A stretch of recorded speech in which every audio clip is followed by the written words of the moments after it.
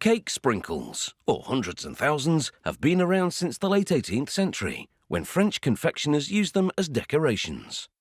But my favourite, the chocolate sprinkle, was believed to have been invented in 1936 by a Dutchman responding to a little boy's request for a chocolate bread topping. Hundreds and thousands can add a shower of colour and texture to sweet treats. And many cupcakes, donuts, ice creams and cookies, well, they just wouldn't be the same without them. And if you don't believe me, there's the proof of the pudding. Or biscuit. A variety of liquid and powdered food colorants are among the ingredients.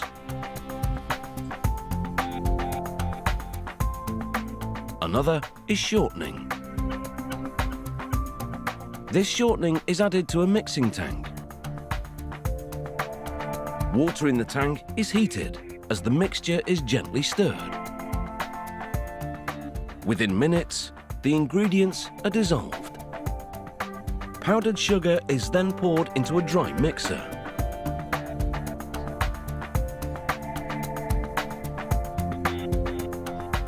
Liquid food colouring is then carefully added. Different colours and the different amounts of them produce the wide variety of sprinkles.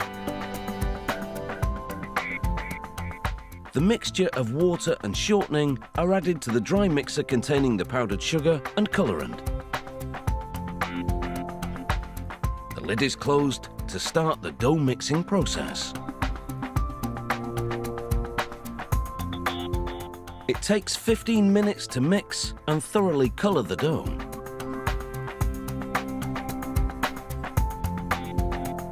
The freshly mixed dough is then pushed along a system of conveyor belts and chutes, which move it towards an extruder.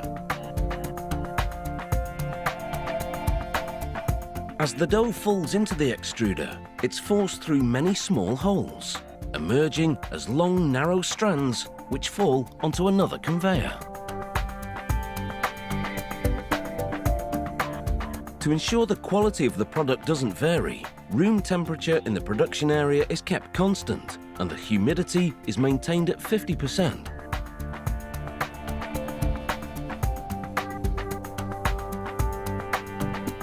This carefully controlled atmosphere helps dry the dough as it moves along a conveyor belt and through a drying tunnel. From here, it falls into a holding vat. It's then sifted to make sure it's properly dried. Next, the dough is transferred to a tumbler. The tumbler breaks the strands into smaller sizes. The dough usually spends about 10 minutes here. Any longer, and the strand fragments will become too small. The dough is now sprayed with a confectioner's glaze and carnauba wax. This prevents the sprinkles from leaking colour once they're placed onto the white icing of your cake. Now dried and trimmed to size, the sprinkles are removed from the tumbler and poured onto a shaker table. Correctly sized pieces of dough fall through a screen, while any large clumps are filtered out. A second conveyor below removes any undersized granules. The sprinkles that make the cut are collected in a plastic-lined packaging tub. The process is repeated for every colour of sprinkle, which are then mixed together in a second tumbler to create hundreds and thousands. The different colours are mixed together for 5 minutes before quality control steps in to ensure the variety of colours is consistent.